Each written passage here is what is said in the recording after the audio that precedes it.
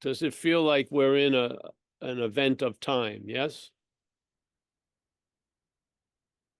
Memory is like a bridge that spans yesterday over the moment of now into a future, yeah?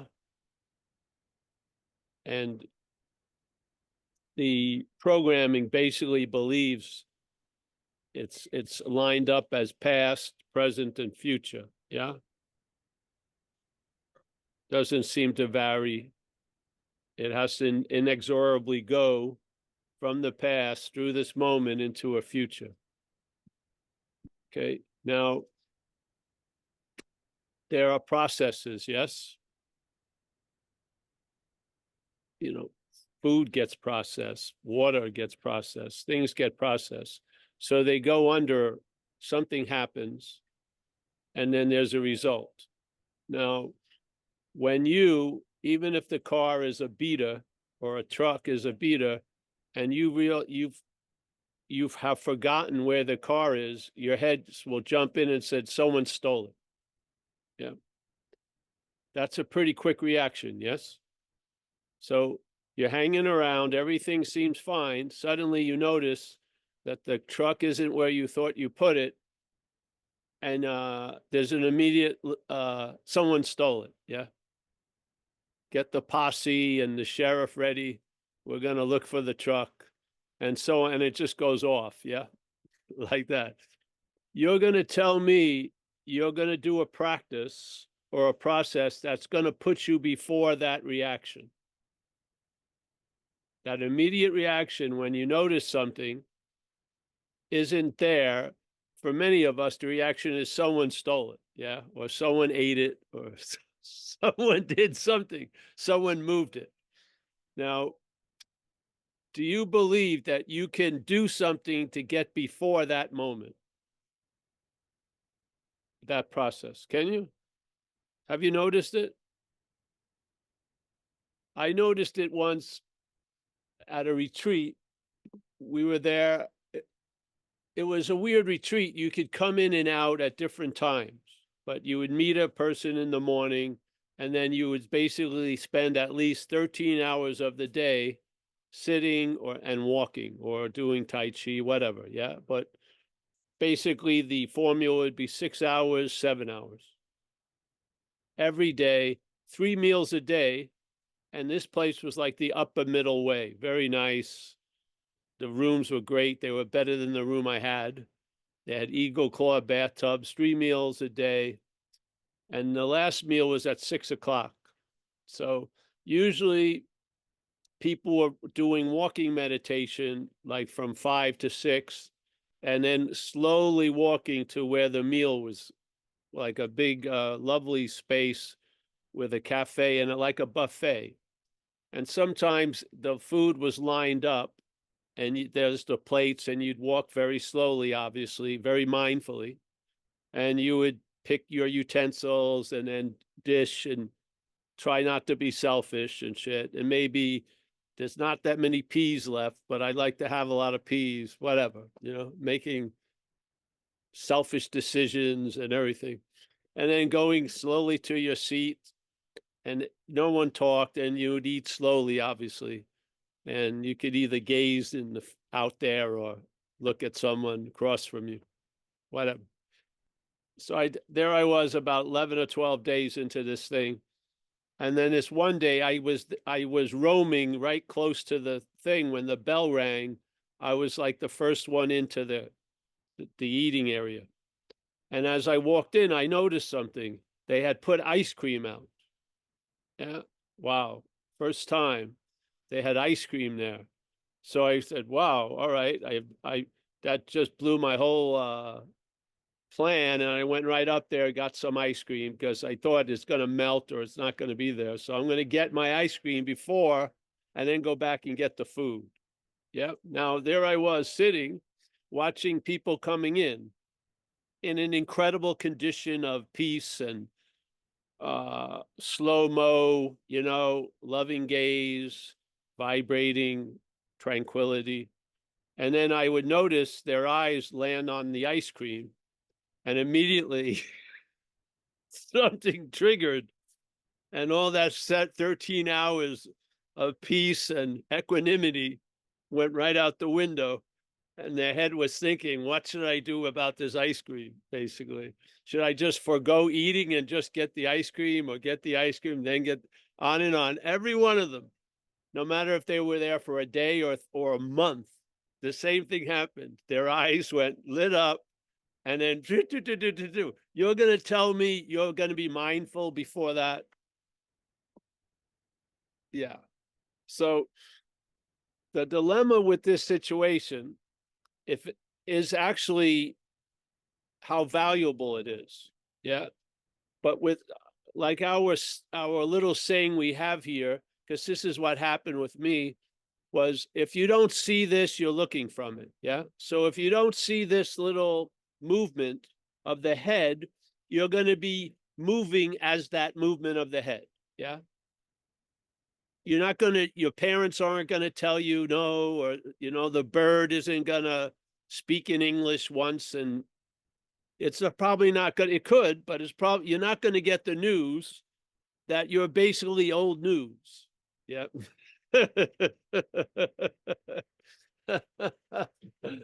Because in time, what?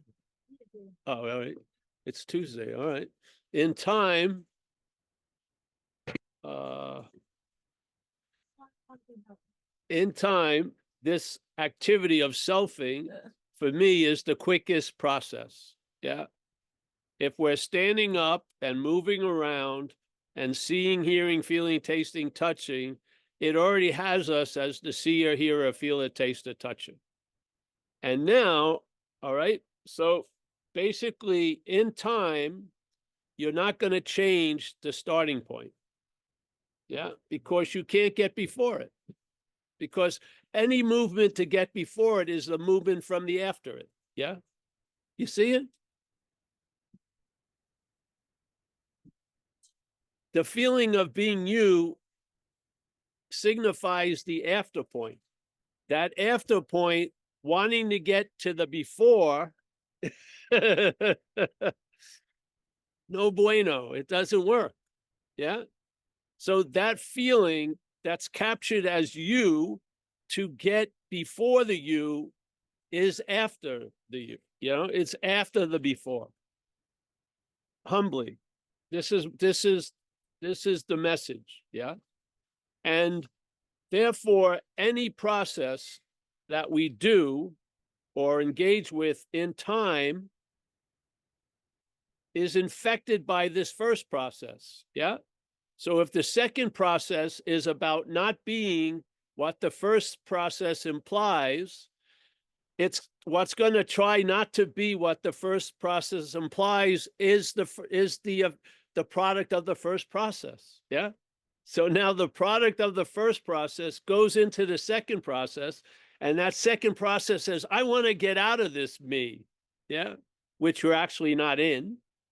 And therefore, when you try to get out of what you're not in, it reinforces the idea of being in. I'm going to do it very slowly. It's just a simple. Yeah. I don't know why. Sometimes you present logic and maybe it works, but yeah. So this came to me over time. Definitely. But it came from something out of time. Okay. So not only in time does the first process have the most influence on the, let's say, the chain of processes. Yeah. It not only does this, but this process infects the other processes with this idea of you. Yeah. The long-lasting, independent, separate entity, the whatever. Yes. Pictured and remembered and thought about in the future as a body. But really, the engine of it is the I am, which is not of a body. So now the I am is being used to verify Paul. So it's the head goes, I was Paul. The head goes, I will be Paul. Then the head goes, way, here we are, and rests on the I am and uses the I am to verify I am Paul. Yeah. So now it has all this verification in the past and all this verification in the future. And now it has the I am to trigger the verification now. Now, without the past and the future, it wouldn't verify Paul. Yeah? It wouldn't. All right. So here's the self thing, has an idea that injects into the other processes. So once you're seen as the doer, whatever you seem to do is going to be used to reinforce the doer. Even if you're doing a lot of shit to get out of the doer, unbeknownst to us, it's reinforcing the doer. Yeah? Because the doer that's trying not to be a doer is captured in time. Yeah? It's becoming conscious after it's been tattooed. And now it says, I don't want to be tattooed, but the ink has already set. Yeah. So how are you going to get out of that which you're in is to see you're not that which you're in. Yeah. So when the familiar sense of Paul arises and says, I don't want to be this Paul. Yeah. Or I'm doing tons of shit that implies I don't want to be this Paul.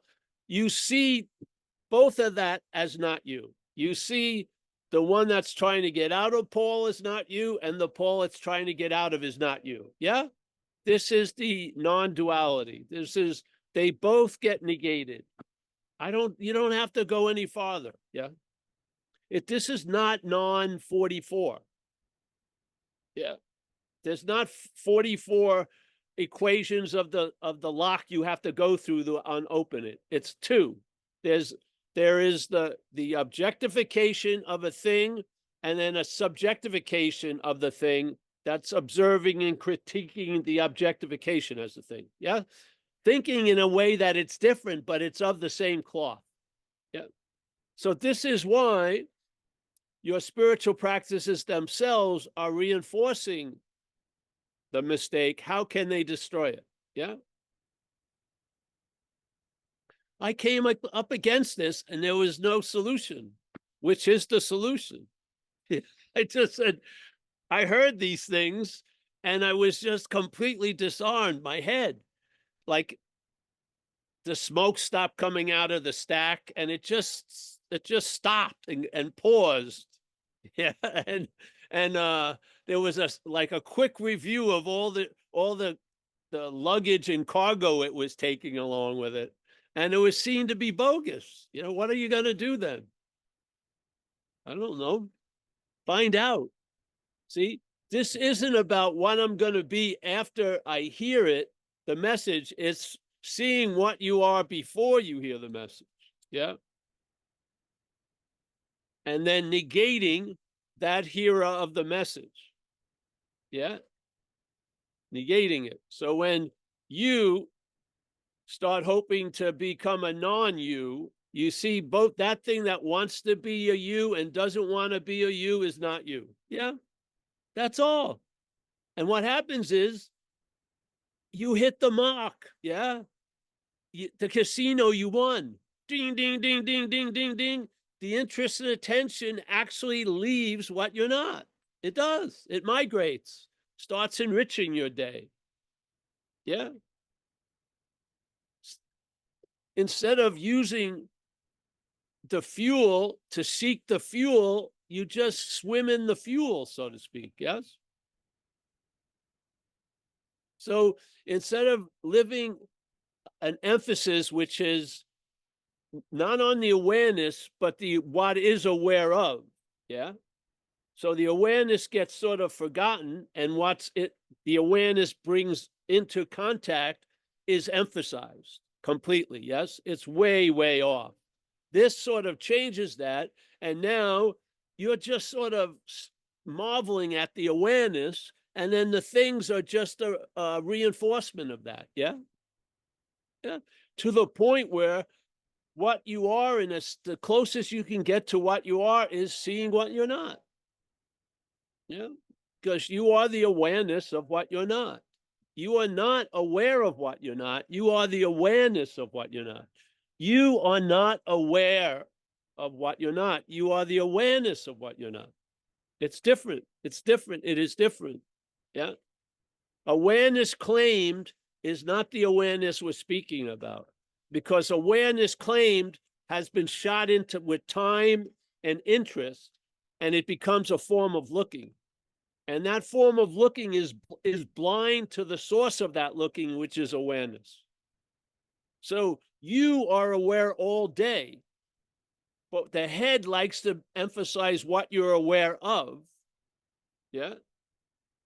And when you're in the world of ofness and not the awareness of it, it can make tons of shit up about what you're of. Yeah. So now basically the assumption is you're a thing, you're a conscious thing. You may even be called an aware thing, but basically things, you're aware of things, really. You're not a thing that's aware. You're aware of things. You're aware of thoughts. You're aware of feelings. You're aware of stuff. Yeah. Now there you can say consciousness is playing a role, but consciousness is finite. It's defined by what it's going through. Yeah. So the consciousness of an insect and how it expresses through the insect is defined by how many, let's say, sense gates the insect has. Some of them have 7 or 9, not the 5 that we have, which is the seeing, hearing, feeling, tasting, touching. There's more going on. Yeah. So the consciousness as an activity here is defined by what it's going through. The awareness is a field. Yeah. Yeah. So I humbly believe if you can see in time, that which comes before usually has more influence on what comes after than what comes after has on what's before. Yeah. So if what you are is already set by the time you seem to wake up, yeah, and then you're going to proceed as that which is set, how is that going to unset itself? Tell me. Yeah.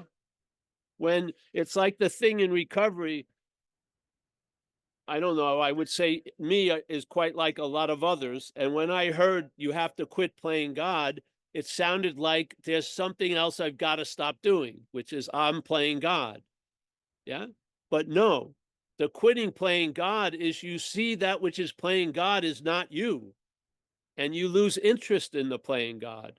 Let's say if you have a lot of interest in the playing God, every square of this Zoom would be filled.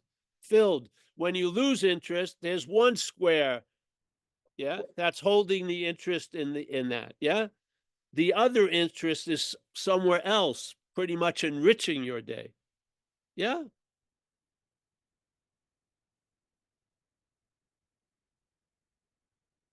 So once you're in, you can't get out.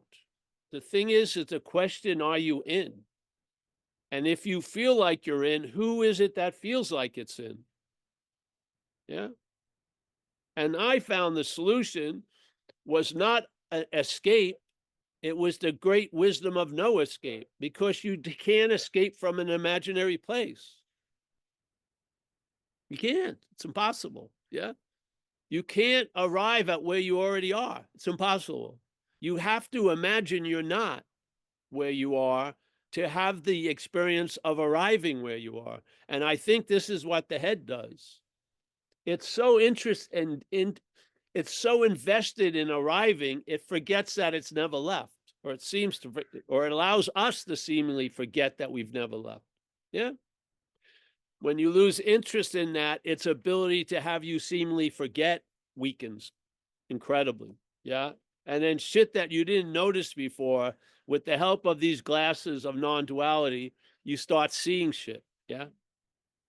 And it culminates into a being convinced and what? That I'm not that. There you go. Does the head still react? Yes. Does the head keep playing God? Yes. Does the head do this and do that? Yes. But its influence and its weight has been severely diminished. Yes. So now, when I listen, if I do listen to its suggestion, I don't end up in a 10-year prison sentence. Yes. I may make a little mistake and then I make amends and there it goes. Yes. It can't tattoo me anymore because I don't have an arm. Yeah. You're going to be afraid of being tattooed if you have an arm, but if you don't have an arm, you don't have to worry about being tattooed.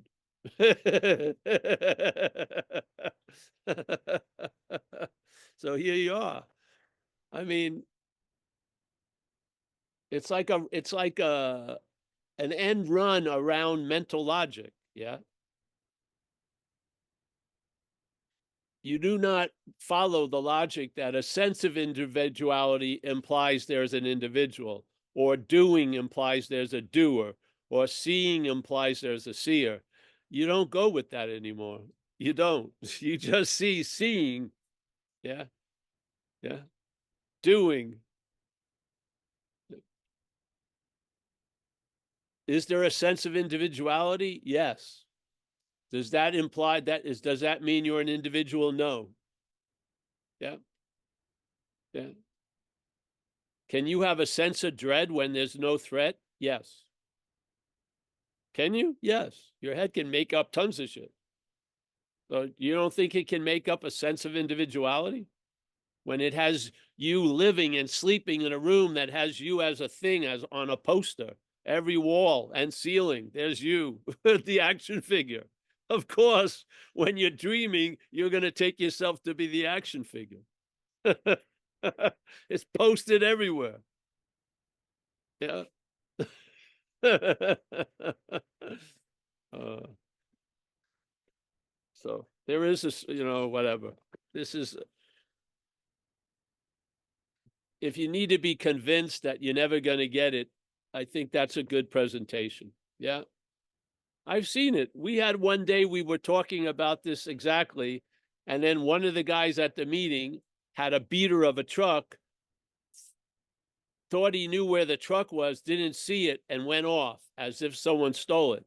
And he called us at the cafe and said, "You got to become my posse. We got to go looking for the truck." And then one of the people went, "I think I dropped him off and I picked him up where he parked." He doesn't remember that. So we just gave him the address, and lo and behold, the truck, they decided not to steal it. No, it was there the whole time. He just had forgotten where you put it. Yeah. So there's a famous story that Ramana uses, which is the lady with the necklace. Yeah. She has this lovely necklace on, and she's really, really digging it. She really digs life, and she thinks it has a lot to do with the necklace. And then she seemingly loses the necklace and goes into a depression, gets bummed out. Yeah. She can't seem to find it. And she's been bitching to a lot of her friends. They finally decide to help her. All right, we're going to help you try to find this necklace. And they go looking and looking, and they're going through YouTubes and everything. And then they fall upon a YouTube from some person like 100 miles away, says, "Yes, I know the story of the lost necklace, and I'm pretty sure I can guide you to your own necklace, and you will have the joy of finding it for a measly sum of $25 a week," whatever. Yeah. All right. So we're going to go on a pilgrimage. We're going to visit this person who says he'll help us find the necklace. And you go there, and there's no necklace to be found. When you leave that little situation, someone notices something around your neck and goes, "Wow, that's an incredible necklace you got." And then you go, "What?" And then for the first fucking time, instead of having faith in what was telling you lost the necklace, you put your hand on your neck, and there it was. Yeah. Now you would think, wow, an incredible revelation. But no, she believes she's found it, that it was actually lost. And now she's producing a sense of joy based on finding the necklace, but the necklace was never lost. And she had a sense of being depressed based on losing the necklace, and it had never been lost. That's dreaming. Causeless effects. She believed the necklace caused something, and then when it was lost, it caused something else. They're causeless effects. The necklace never went anywhere. She just believed it was, and the believing it was sufficient enough for her to live as if she had lost the necklace. But she hadn't lost the necklace.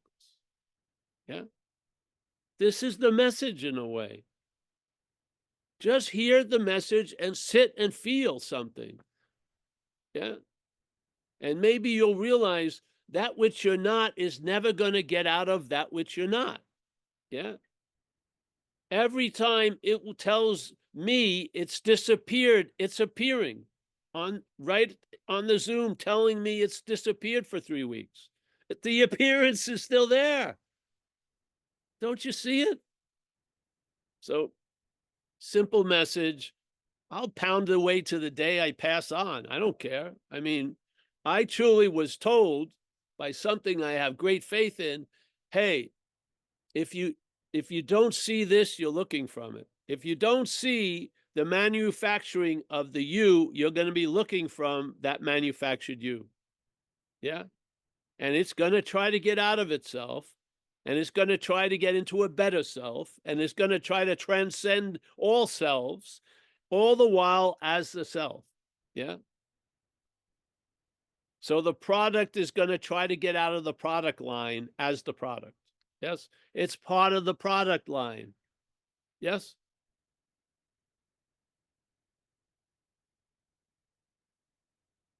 So what happens? Maybe you'll hear this and you won't go to another retreat for the next day or two, and you won't look at another book, and then suddenly you'll see, then something becomes more obvious, because without the seeking disguising it, you'll see the nakedness of the seeker. Yeah.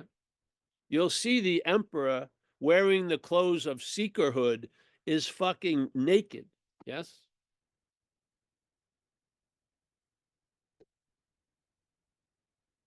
It's beautiful. Here, a lot of people, they put their hand up, and in 15 minutes, their hand goes down. But then when I say someone goes, oh, I think Jim had it, and then the question gets resurrected again. Yeah. But it being down is showing you the questioner. Yeah. Not with an answer, with just hanging in the air, the questioner. Check it out. There's the emperor with no clothes, seeking a fucking solution. That's not a solution. It's knowing more doesn't produce shit.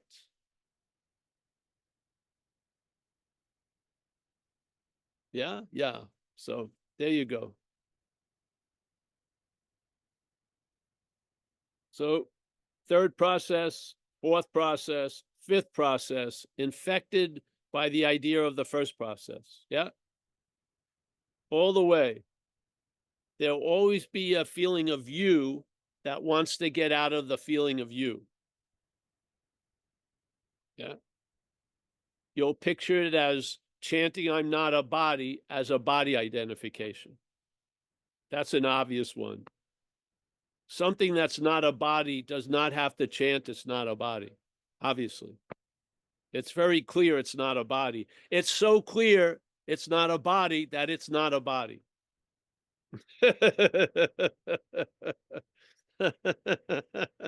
So what is it that thinks it's a body? Isn't you. It is not you. Yeah.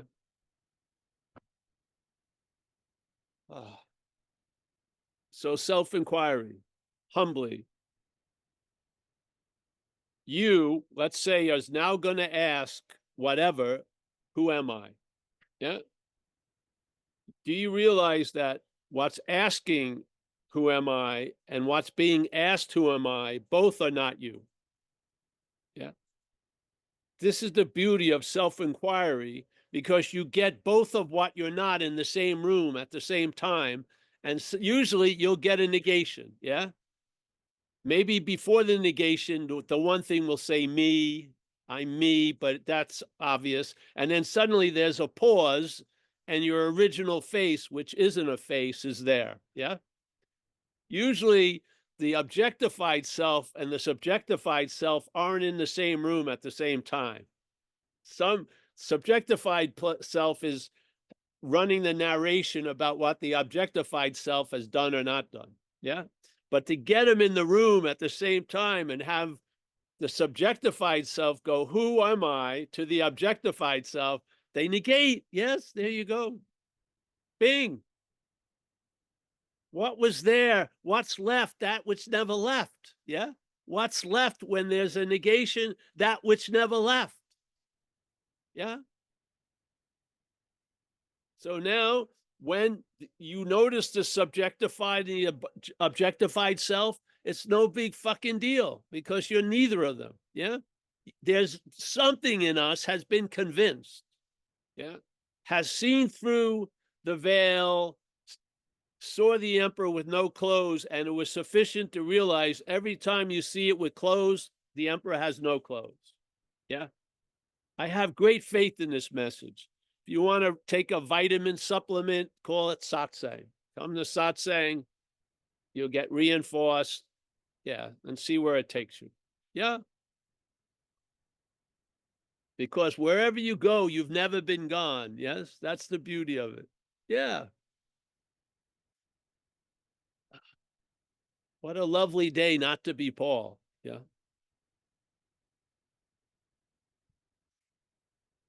Really? What's coming first? The chimes. You can't hear that. It's not Paul's hearing the chimes. That mental first is not first anymore. The mental first, that it's Paul hearing the chimes, there's just hearing chimes, feeling wind, looking, seeing dog, da da da. And then the slowness of time just shows its awkwardness. It tries to paste a Paul on there. Yeah. The head, it's Paul is hearing the chimes. It's Paul seeing the dog. So everything that happens is seen as how it pertains to a Paul. We call this in recovery the bondage of self, literally. And you have to, for you to take yourself to be self, you have to be bound to it all fucking day. Because it's obvious you're not. Yeah. And it just tries to paste over those free samples and keep on keeping on. Oh. And then Paul will tell a story from Paul. Oh, the chimes were so beautiful today. Oh, and I have beautiful chimes and da da da da da da da. Yeah. It's not going to stop, but you're going to see through it. Yeah. So there you go.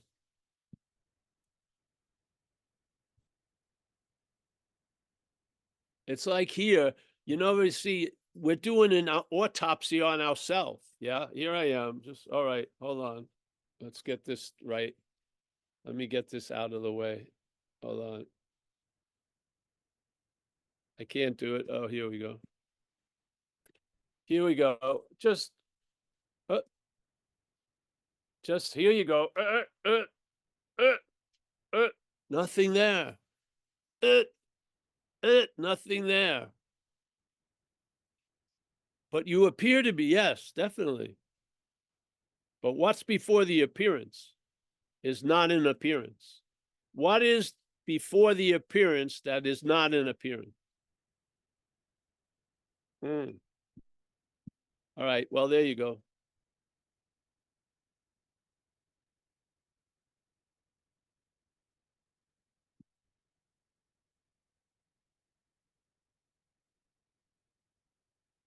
That's it? Great. Yeah. Where's our man, Mike? Is he? David Lowe has his hand up, Paul. All right, David Lowe. And David. Hey, Paul. So I'm going throughout my day. I notice the claiming. I'm not that. I find there are some things that I do want to be.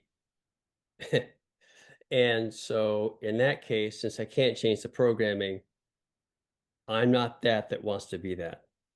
Yes. Yeah, that's all we can do. This is just, once you get the sense of everything is verbing, the nouns start sticking out more. And just when the noun sticks up its head and pronounces something, I'm not that. Yeah. You'll see a lot of nouns and you won't have to say anything. But if it seems to be, you're not that. Yeah. So you, in other words, you're neutral about what's coming up and what isn't coming up. Yes. Yeah. You've lost interest in it. Yeah. It's not about winning or losing or getting ahead or falling behind. You've lost interest in the whole thing. Yeah. So yes, the action figure has assignments. The action figure has things that are playing out over time.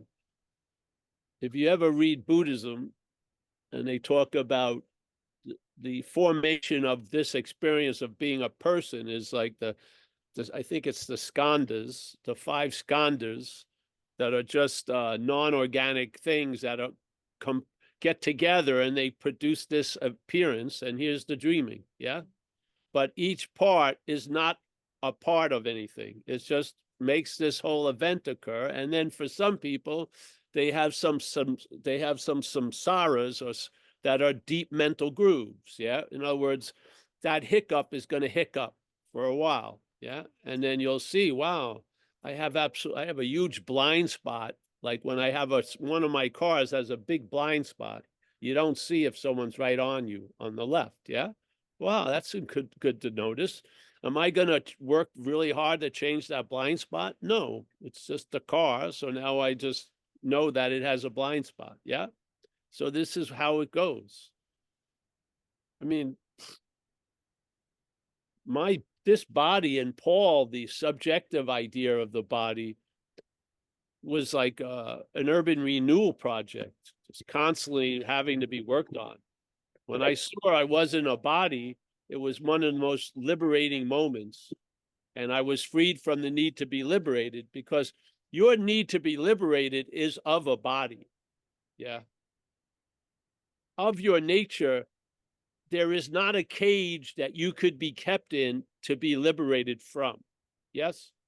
Your nature isn't a thing that you can put in a drawer and then close the drawer and then try to liberate it from the drawer by taking it out of the drawer. Our nature is not of that. Yeah. So you admit that something really needs to be liberated, but you see you're not that idea of the something that needs to be liberated. Yeah. So now you're really liberated from the need to be liberated. That's how it is. That's how I see it. Yeah. So the journey that I must take to arrive at that place, I have been relieved of that need to have that journey. Yes. And this place is just okay. All those planned movements and the stairways to heaven and 11-dimensional ladder, I have no interest in any of that. Yeah. Yeah.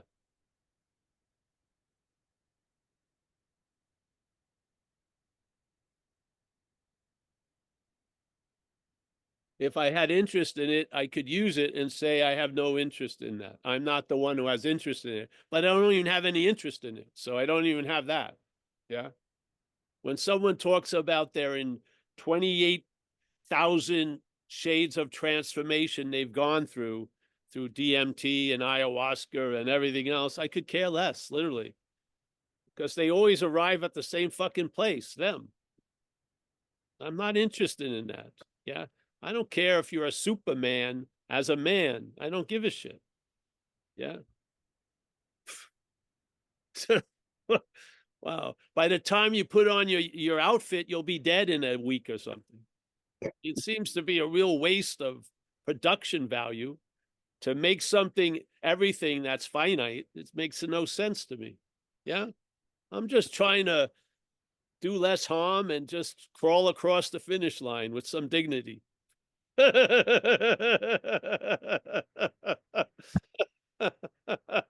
that's that's what I'm shooting for. You know what I mean? If I have any talent, let it be put to use. Yeah. Yeah. I can't wait to get it. No, I don't see I'm getting anything. Yeah. uh, so I really love like pumpkin pie and stuff in a temporary way. It's great. Yeah. So I eat a pumpkin pie. I'm entering a nice phase. of finiteness, which is the pumpkin. It's October. Yeah. They're going to have a lot of squash soups and shit, which I like, and pumpkin pies. Fantastic. Am I going to stretch it out to April? No, probably not. I'll eat some pumpkin pies, then I won't eat pumpkin pies. Yeah. Do I love pumpkin pie? Yes. Yeah.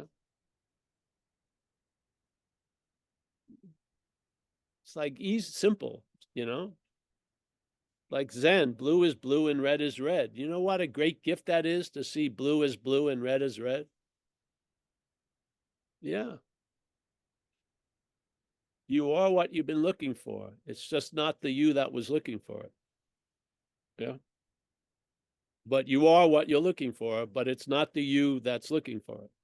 Yeah. So there seems to be two possibilities. You either are the what's looking or the you that's looking for it.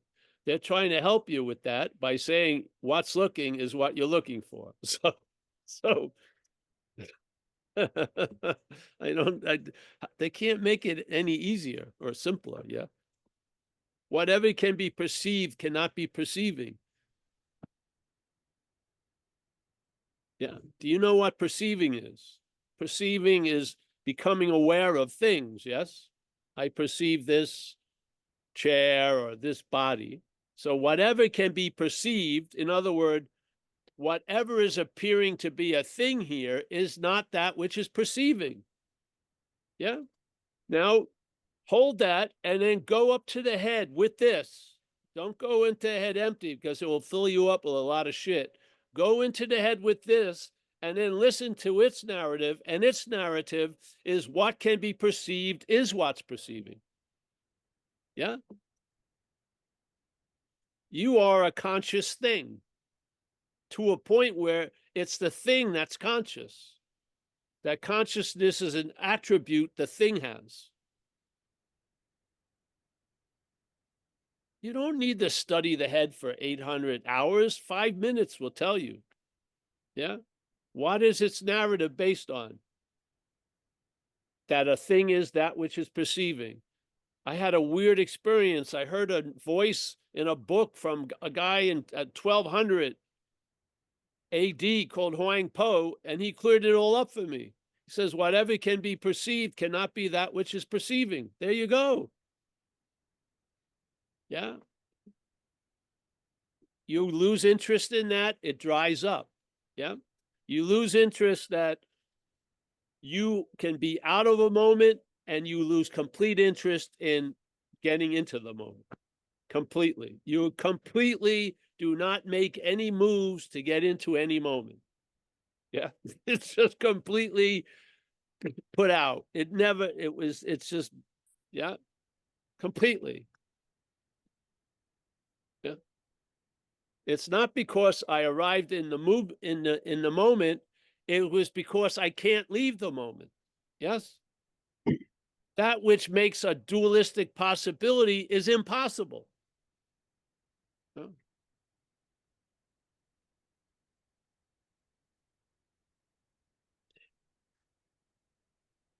So that which is noticed and that which is claiming to be the noticing of it, they're both selfing. They're both what you're not. Yes? Yeah.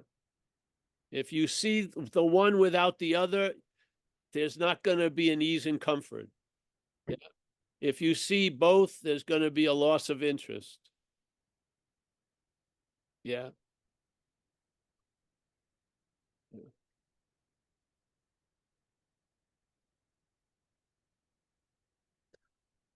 Hmm. It's funny what you may not like cats, but you love your cat. Yeah, it's interesting, eh? If something is seen as yours, your relationship to it is completely different than it isn't if it's not seen as yours. What is the relationship that plays itself out in the head towards thought? What is that relationship? That you're the thinker of the thoughts. Yes? What does that bring you?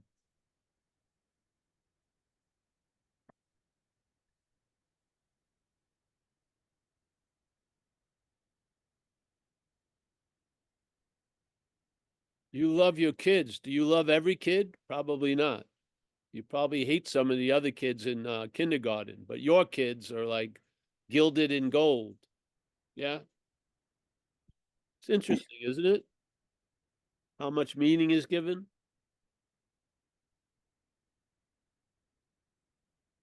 The meaning that's given to the doing being something that you're the doer of is the bondage that doing is enabling by being claimed.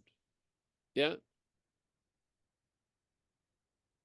If you were an action thing, you're not. If there was an action thing, then if you could have the action thing's nature, which is to act, reinforce the idea that you're the action thing, what an incredible move. Yeah. Yeah. So the head doesn't even have to prove it's here. It's already has us convinced we're here. No one thinks they're becoming self. They believe they already are one. Yeah. You don't believe you just started being the doer right now, do you? Your head believes you've been the doer your whole life.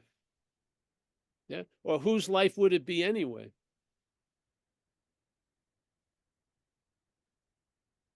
The system has a lot of value in the system. It has no intention of getting out of the system, even if it could. Yeah. It wants the system to be wherever it goes. Therefore, it can't go many places.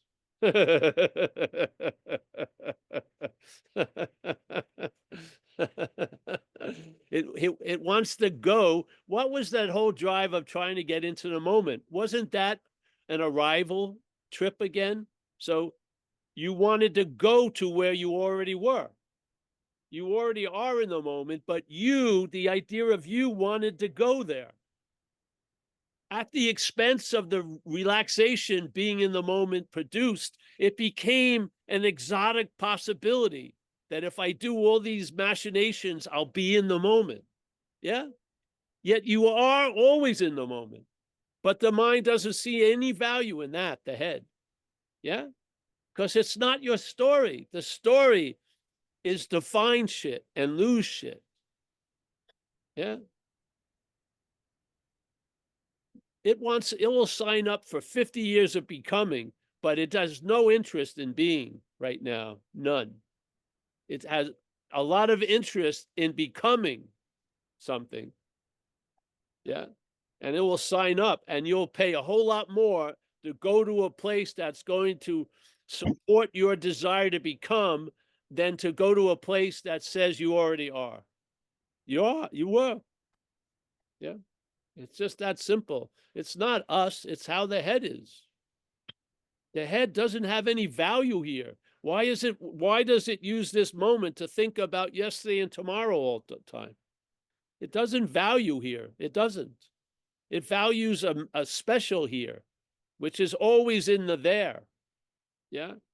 There's always something that's missing that if it was present, which it isn't, but it will be in this future, then yeah, and we follow that carrot and it takes us on the little ride. Yeah. And hope burns eternal. Confronting all the evidence, you're never going to get it. You still think you're going to get it. Yeah. Maybe if I stick closer to the person, or maybe if I, no.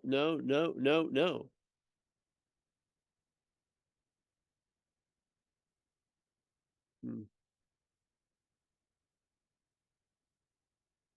Hmm. All right. Anyone?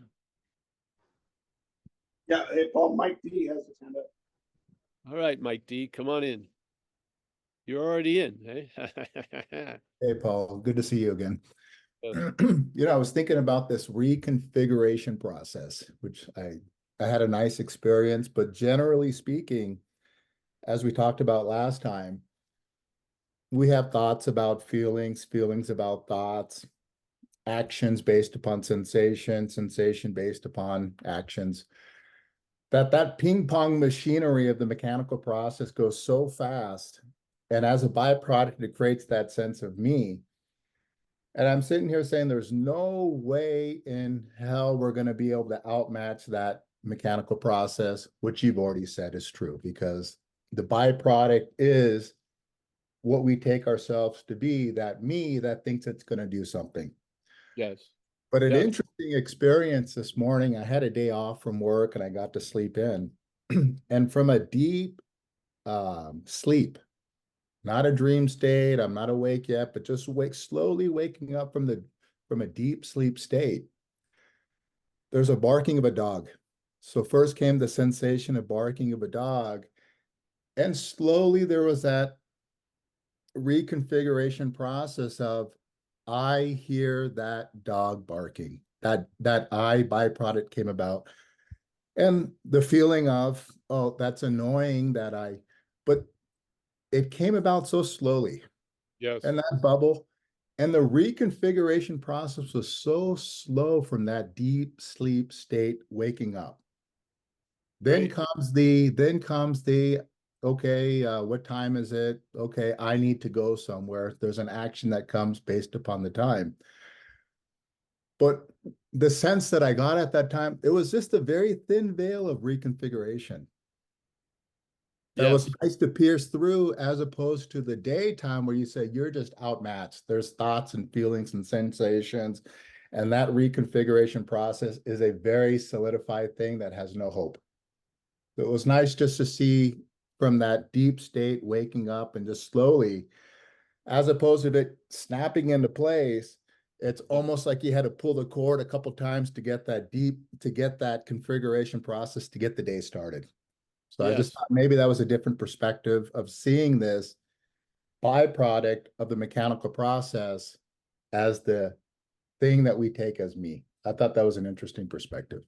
Well, yeah, because there was less time was in it, so there was more seeing. Hay que regresar al sacramento. Hold on a second. So there was less time because you came out of nothing. So there was less time involved, so you see more. Yeah. And then you see more about time, how things gather and the table is set, and then you seem to come to. Yeah. But you can be awake and see the table getting set and the utensils being put and so forth. Yeah. And the dinner will inevitably be served, but you've seen something. Yeah. Yeah. I'm just reporting back to what was shown. That's all. Seriously. I had no idea of what I was saying. No idea. What I'm saying is comes from an idea or things already given. Yeah. And so I'm just presenting like a reverse engineering, and putting it out there. Yeah. And I haven't come up with any thing that has convinced me otherwise ever since. Yeah. So time is a magic trick in a lot of ways. But see, the trick doesn't even have to be good. It's the audience that makes it seem great. Yeah. So there is a cherishing of self. Yeah. The head generates a love and a cherishing of something. And there becomes an investment in it in time. And that's really the habit that's difficult to break, is because you don't want to break. You want to keep your gaze on the story. Yeah. So it's the audience that's making the trick really good. It's people have noticed the magician and they've explained the trick. It's still working is based on a certain like a trance or something that we're engaged in. Yeah. And I like how in Buddhism they would call it the cherishing of self. So yes. Yeah. So you can explain away everything, but in a sense it doesn't matter until it does. Maybe that's part of this whole process of living, for you to come to a conclusion and get disillusioned in a healthy way, and recognize all the failures have a great value, which is their success. Yeah. So you stop looking into the future as a distance and you're just watching or seeing what's happening now. Yeah. Yeah. But remember, there is a cherishing of self. It's not you cherishing it, but there's a cherishing of it. Yeah. Paul, there's something, you know, like the magician, he's got an ace up his sleeve. And I'm just seeing it for the first time. I'm pointing at his sleeve and I'm astonished. It's a revelation. But I look at you and you're laughing at this guy. I don't have that laughter. It's still CNN headline news with the revelation. But I'm you will, looking at bro. it. I You see will. this guy You will. at you and you're slapping your leg and you're laughing at the fact that he's had this ace up his sleeve the whole time. You know, there's a different essence. You see, the seeing it isn't, if there needs to be any weight to change the balance, you'll have weight here. You'll see it more. If it's enough to see it once, whatever. It doesn't matter because time doesn't matter. It doesn't matter if it takes long or if it's suddenly always available at all times. You're in the butt of, as the butt of the joke, and you're in on the joke. And so now you start seeing that thread of an ace, there is no ace up the sleeve. It's just the convincing of the audience that there's an ace up the sleeve. And now you're losing that convincing. Yeah. You've been unconvinced and reconvinced in another way. Yeah. Then yeah. But the joy of seeing it once allows you, no matter how many different change of wardrobes the emperor has, you'll know that it has no clothes. Yeah. And yeah. That's not a distant state. It's readily available. So satsang can help reinforce it. So here you go. Yeah. And that's very clear what you were saying. So, yeah. You had the luxury of coming out of nothing, so time was slow, so you could see the pantomime easier. That's a nice free sample. But even when it gets sped up, you'll see it. Yeah, you'll see the slowness, the awkwardness of it. You'll see the mechanicalness of it. That's what you'll see for me. A lot of people, in a way, are their own disqualification of awakeness, because they thought or believed that if they were awake or got awake, then all this shit would change, because all this shit is part of which got awake. All this shit is not part of which got awake. All this shit is mechanical. It's like a suit, a space suit, not the spirit inside the spacesuit. Yeah. So if you're waiting for the spacesuit to get it, you're going to be waiting a long fucking time, because it's a spacesuit. It's not going to get it. And this has been a big reveal in this seed assignment of how we disqualify, and we're using the word ourself, not trying to mean that, but it's the language. But we disqualify the evidence and the obviousness of awakeness already. We constantly disqualify it based on something that's mechanical, hasn't changed. Mechanical things don't change unless you change the programming. Yes? Yeah. Yeah.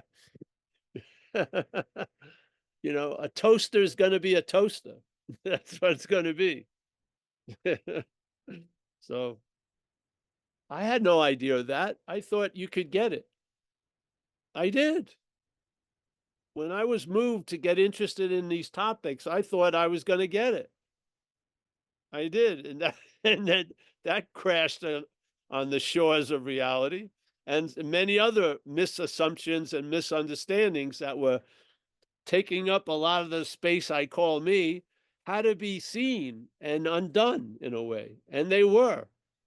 I just stayed at the card table. I didn't get up. I just were. And I didn't do shit. I didn't try to do anything after a while. I just sat there and took it. And shit was shown. Yeah. Now I hope that shit you've have glimpses of it already. You can bring it into a much easier clarity, not provoking another event of seeing it by understanding it. So we're passing on an understanding to facilitate the vision of it. Yeah. Yeah. As non-duality has been passed to us.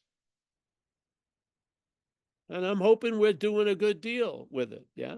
My understanding of non-duality is based on the fact that being ourselves reality, the greatest mystery is reality wanting to attain reality. So obviously, negation is the only way to look at you.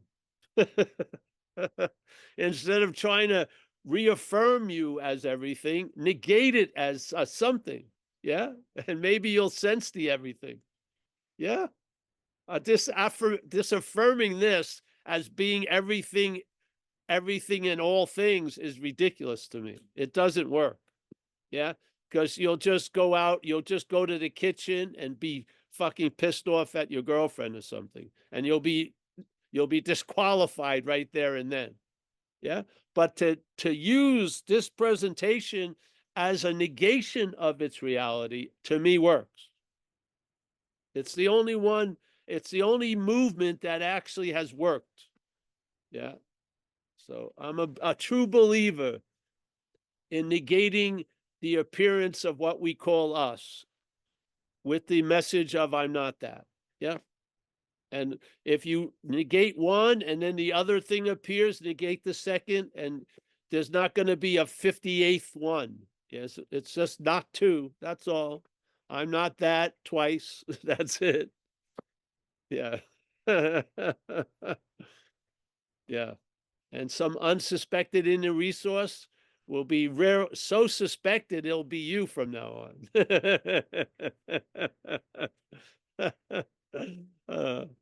Yeah.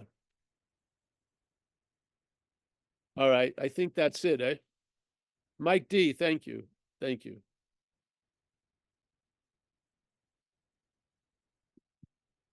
Everett. Pleasure to see you, Everett. I hope you're safe in your own confines. Yeah. The spirit is invulnerable to any attacks. Jacob K, you had a nice nap there, Jacob. Very deep. You were in deep sleep and you came out and you were at satsang. Hallelujah. John S, Florida. Mike Clark, my man in Mexico. Our man in Mexico. iPhone, Hiram. I think he's taking a nap in the car. It's all right. David Lowe. Very happy always to see you, David. Yes? That mind's true strength will be manifest by disinterest. Yes. Cam, nice to see you. Has a nice smile. He just did his teeth, so everything's good. Judy Lovins, there she is. Always a pleasure, Judy. Kathleen, Pennsylvania, not from Delaware. Always a pleasure. Marl, nice. Hey, so that shit that your head said was going to kill you hasn't killed you. Woo, once again wrong. James Olson. Mike Chi down in San Clemente. Steve Logan. Lisa M. My emissary in Alabama. Nice to see you. We haven't had a report from you in a while. We thought we may have lost you to the Crimson Tide. Never. I just lost interest in everything, hon. Oh, that's good. Yeah, it's very sweet. Oh, good, honey, good. Susan Harris. She's in Cape Cod. Cape Cod's beautiful in October. I liked it a lot better in the off season than in the season. Yeah. Michael Stacy. I mean, it's beautiful, beautiful place to take walks and stuff. I like what is it, Buzzard Bay on the other side. Yeah. I really like that too. Michael Stacy, my man in Madeira, our man in Madeira. Annette W. Esther has made an appearance. Nice to see you, Esther. You're smiling. I'm going to take that as a very good sign. Mika from Finland. David Bitterman, our man in Motown. Anand. Rob M. Ben Fletch. Let's go to here. Let's see. We got some others. We got Oksana. Yeah, we're going to get together, Oksana, one of these days on Zoom. We'll communicate. It'll happen. Thank you. Yeah. Mike G, but you won't be interested in it if you keep coming to the regular meetings. We're trying to wear it out of you. Mike G. Oh, I got you already. Annette, Esther, Oksana, Ben, Rob, Anand. Hey, thank you, everyone. What a pleasure to sit with everyone here. And yeah. Thank you. See you guys. See you tomorrow. Tomorrow we have the Wednesday night. There's not going to be a live one. Just going to have the Zoom because we're going to be in Chico, but the Zoom will be on. But sometimes people come over Wednesday night. If you are one of those people, we will not be home. We're going to be Chico for the next day or two. All right. See you. Thank you, Bye-bye. Paul. Thank you, Thank you, Paul. brother. Thank you, Michael. Thank you. Thank you, Michael.